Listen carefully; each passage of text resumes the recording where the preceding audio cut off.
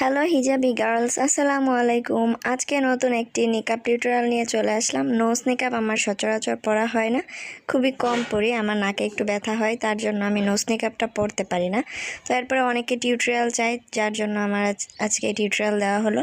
তো প্রথমে নোজ নিকাবটা পরে নিয়েছি, এরপর আমি বেগুনি রঙের একটা হিজাব নিয়েছি, সেটাকে আমি মাথার উপর বসিয়ে এইখানটা একটা পিন দিয়ে সেট করে দিচ্ছি। এই হিজাব স্টাইলটা সামারের জন্য খুবই উপযোগী, এটা সামারে পরে খুবই আরাম পাবে তোমরা। তো এরপর আমি দুই পাশে দুইটা পিন দিয়ে এখানটায় আটকে দিচ্ছি, যেন হিজাবটা এলোমেলো না হয়ে যায়। তোমরা দেখতেই পাচ্ছ কপালের এদিকটা খুবই সুন্দর একটা শেপ এসেছে। আমার এইভাবে নিকাব পরতে বেশ ভালোই লাগে, তবে আমি লং টাইমের জন্য পরতে পারি না। যারা লং টাইমের জন্য নিকাব পরতে পারো তাদের জন্য এটা খুবই ভালো একটা টিউটোরিয়াল।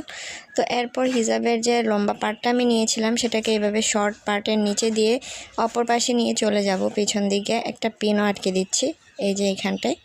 এখন একটা পিন দিয়ে আমি ভালোভাবে আটকে দিচ্ছি। এই তো এখন আমার পিন আটকানো হয়ে গিয়েছে। আর তোমরা কেমন হিজাব টিউটোরিয়াল চাও অবশ্যই কমেন্ট করতে পারো, আমি সবার কমেন্টের রিপ্লাই দিই, যদিও একটু দেরি করে দিই। আর আমার ফেসবুক পেজ এবং ইউটিউব চ্যানেল দুটি তোমরা ফলো করে আসো। এরপর হিজাবের সামনের পাটটা আমি ঠিক করে নিচ্ছি, পিছন দিকটা আমার কভারেজ হয়ে গিয়েছে। এরপর এই যে নিকাবটা রয়েছে, নিকাবটাকে ভালোভাবে কভারেজ দিয়ে নিব এবং এইখানটা একটা সুন্দর ব্রুচ আমি পরে নিয়েছি। এরপর হিজাবের এই পাশটায় খোলা রয়েছে, তাই এটাকে সেট করার জন্য এইখানটায় সুন্দর একটা ফ্লাওয়ার ব্রুচ আমি পরে নিচ্ছি।